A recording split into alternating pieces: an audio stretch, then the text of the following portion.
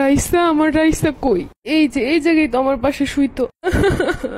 ও তো আমার ছাড়া ঘুমাইতেই পারে না, ও তো ভয় পায় আমাকে ছাড়া। আমনি, তোমার অনেক ভয় লাগছে তাই না?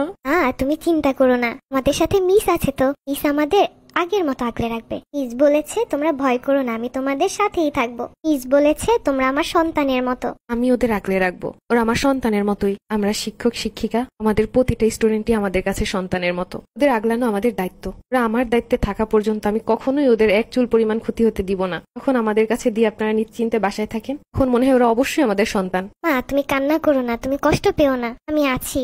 তোমার প্রতিটা নিঃশ্বাসে আছি মা, তোমার প্রতিটা স্মৃতিতে আছি মা, তোমার প্রতিটা গ্রানে আছি মা, আমি ভালো আছি মা। রাইসা, মামুনি যেও না তুমি, আমি কাকে নিয়ে থাকবো? তুমি ছাড়া আমার কেউই তো নাই। আমার চোখের মনি, আমার দম বন্ধ হয়ে যাচ্ছে তোমাকে ছাড়া। আমার কাছে ফিরে আসো একবার, আমি সব সময় আগলে রাখবো, কোথাও যেতে দিব না। সব সময় আমার বুকের ভিতরে আগলে রাখবো। আমাকেও নিয়ে যাও, না হয় আমি একা কি করে থাকবো? এই দুনিয়ার ঘ্রাণ আমার আর ভালো লাগছে না। আর দিকটা শুধু পোড়া গন্ধ, আমার নিঃশ্বাসটা এভাবে পুড়ে গেল। তুমি তখন মাকে ডাকতেছিলা তাই না? মা কিচ্ছু করতে পারলাম না তোমার জন্য।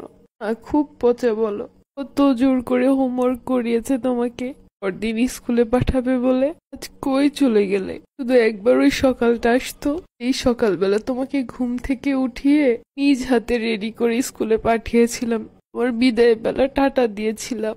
একটাবার যদি অনুভব করতে পারতাম, তোমাকে বুকের ভিতর জড়িয়ে রেখে দিতাম, কখনো যেতে দিতাম না। আর আমি আর এই ধৈর্য ধরে থাকতে পারছি না।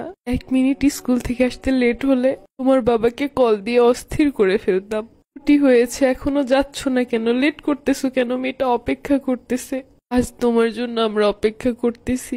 ওই তুমি মিস, আমি তো আমার মেয়েটাকে গালে তুলে খাইয়ে দিতাম, চুল বেঁধে দিতাম, ওর ওই তোতা পাখির কণ্ঠে তো ছোট ছোট বলে শুনতাম আর হাসতাম।